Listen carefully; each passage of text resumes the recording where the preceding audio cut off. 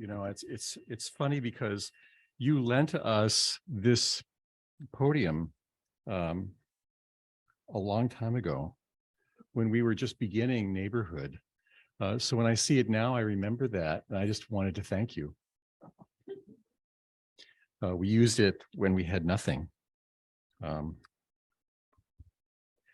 smiled when I was, like when Glenn asked me to speak a little bit about growth and about Unitarian Universalism, because no one has asked me about growth for more than 10 years, even though we had a pretty good growth spurt at the Neighborhood Congregation. And I believe that this topic should always be on our minds, because really, if we're not growing, we're dying, we're shrinking. And I fear that we're dying as a denomination. As we return from the pandemic, many of our congregations are faltering. I believe every congregation in Canada and almost every congregation in the United States has lost members. They have all lost pledges. You probably know that 12 of the 24 congregations in Canada that have ministers have had their ministers leave, including Toronto First, where Lynn and Sean have both announced their retirement.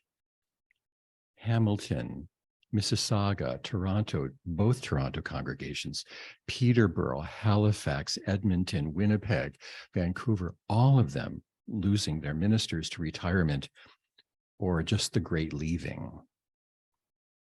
And when I spoke to the Department of Ministry at the Unitarian Universalist Association, their director, Keith Cron, told me that in a normal year, he would have 3 to 5 ministers who would retire or end their careers because they really had nothing else going on in their lives that made them continue or want to continue in the congregation.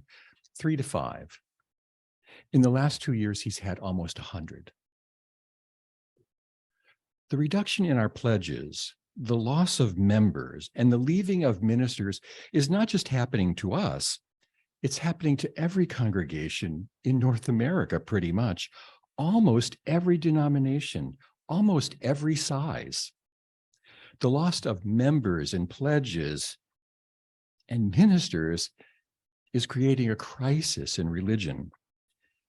You might have heard that the Pew Research Institute predicted that 30% of all religious communities would close their doors in the next 30 years. This was before the pandemic. I believe the pandemic has created conditions where 30% of all religious institutions will close their doors in the next 5 years. Imagine, democracy only exists because people hold a space like this where we can listen to each other. If we don't hold spaces like this to listen to each other, democracy can't exist. I can honestly say religion and our tiny part in it is in crisis, but nobody's kind of talking about it yet. It's part of this great leaving. But even before this great leaving, I've been wondering about the challenges of how to keep a spiritual community growing, thriving. I wondered because by trying to start the Neighborhood Congregation, we needed everything, not only this pedestal, we needed chairs and coffee mugs and bylaws and committees and lights and a sound system. We needed everything. How do you grow a spiritual community, increase pledges, develop meaningful programs that simply don't reflect the culture? Because the culture's got that. They don't need it again. And I think at Neighborhood, we got it for a while. We grew from 5 people to 150 in 20 years, had 5 capital campaigns, bought and sold a building. And in 2021, we partnered with a synagogue and a United Church right on the Danforth subway in a perfect place to grow. But the pandemic created such a feeling of loss and separation that Neighborhood has shrunk in members and pledges too. And their minister retired.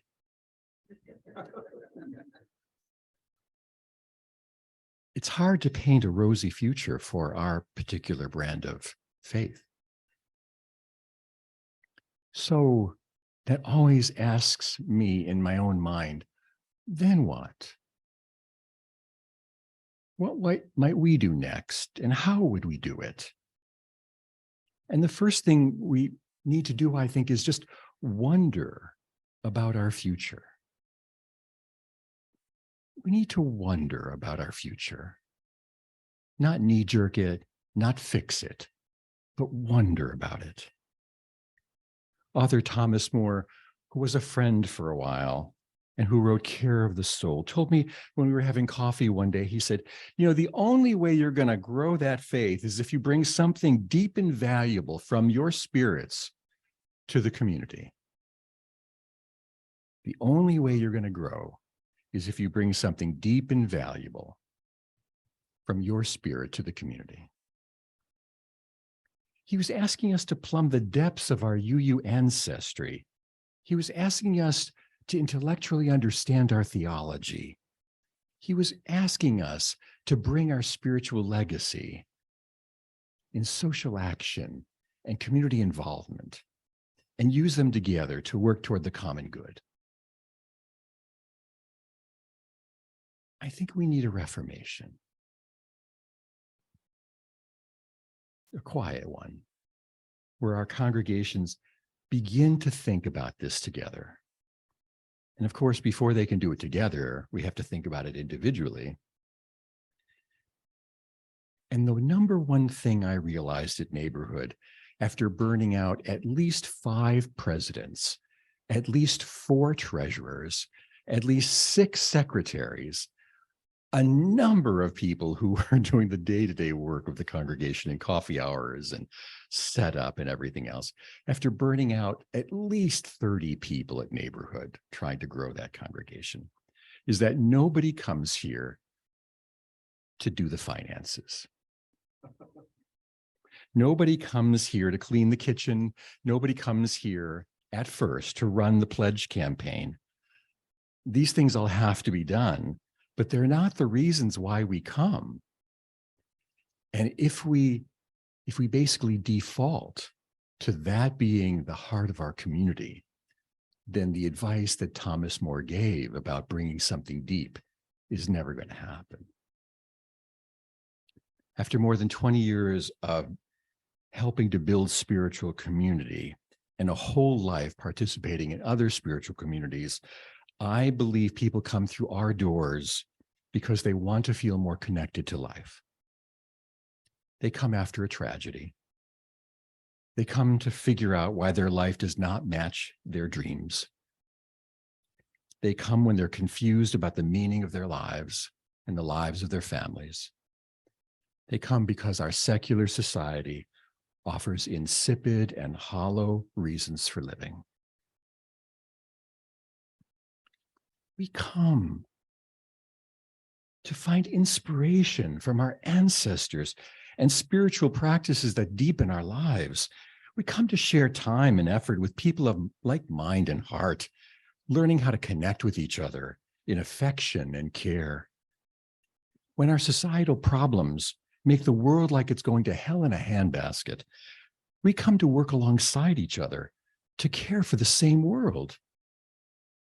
And it's easy to be distracted from these important reasons for coming together. In the everyday work of keeping the place together, we often ask our friends and members to take on the work of administration and logistics before we ask them about their spiritual lives. Even though when they walk in this door, that's the thing they want to know.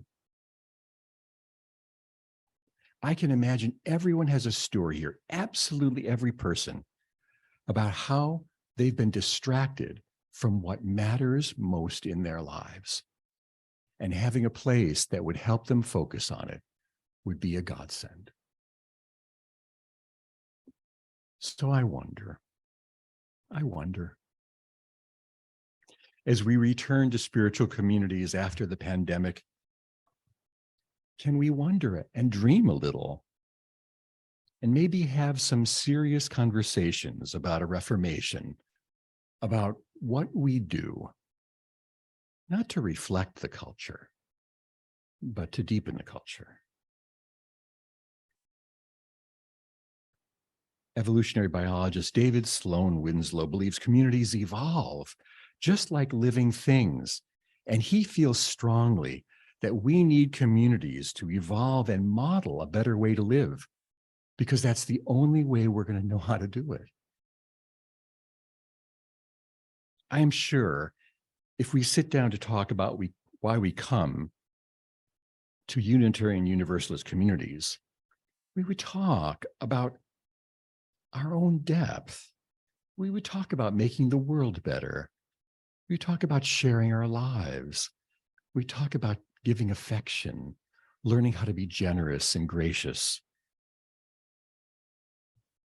We talk about how to find a way to be generous without feeling it kind of a sting as we give our time and money away. Maybe we'd like to focus on spirituality, but we don't yet know how to do it. Well, Martin Luther King had a name for this kind of community. He called it beloved community. Beloved community. And I wonder, as we dream and talk, could we make an attempt at building the beloved community? Could we make an attempt at building the beloved community? Nothing fancy or showy, just building a beloved community. It's not necessarily harder. It just means we have to do things a little differently. We have to do what theologian Martin Buber spoke about and treat each other like we are the beloved. Treat each other like we are the beloved. It'll take a while. Don't lose hope. It requires a plan. We'll need skilled people to help. We'll need to commit ourselves to become kinder, to practice some way of deepening. Call it what you may.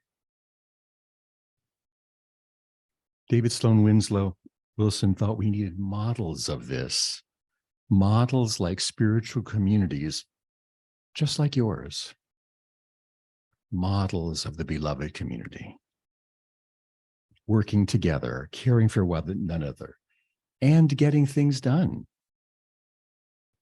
It is social action to create community in our fractured world.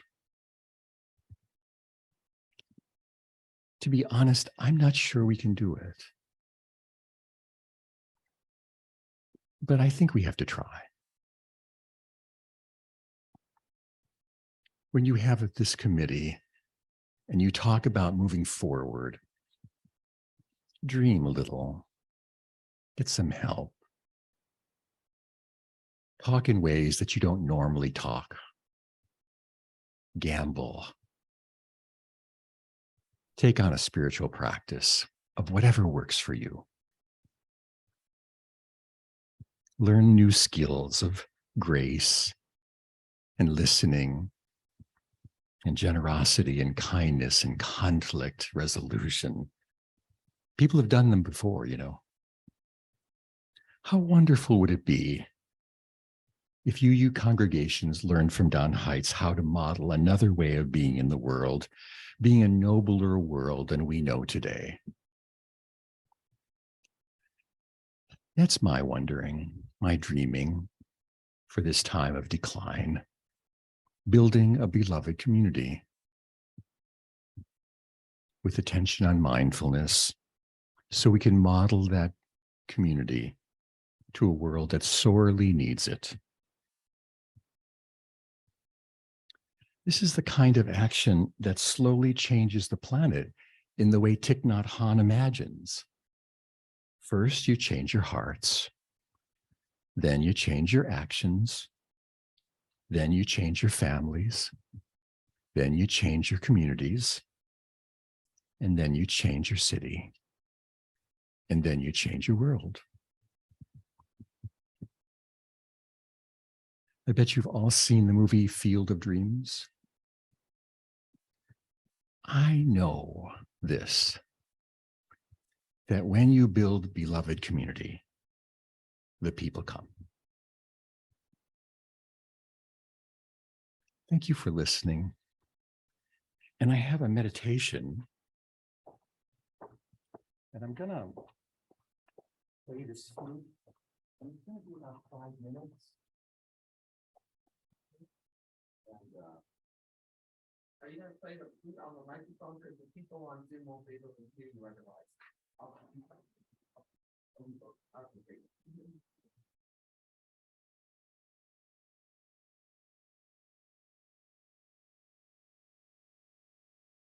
So in any meditation, find a way to sit that makes you feel comfortable. 5 minutes is not long, but it's forever when you're quiet. Take a breath.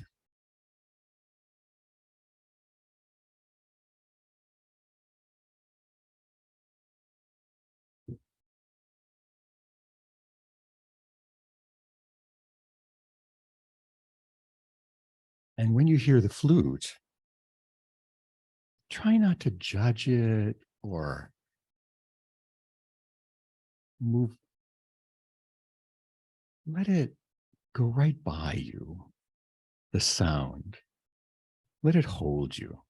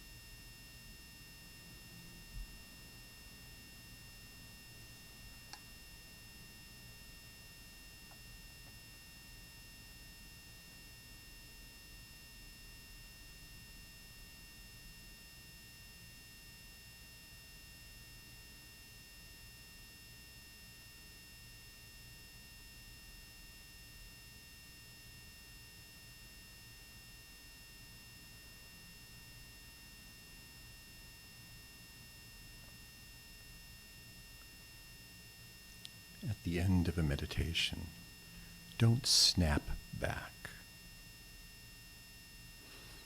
See if you can remember the feeling or the presence of your own body and your own space. Remember it so you can call on it again.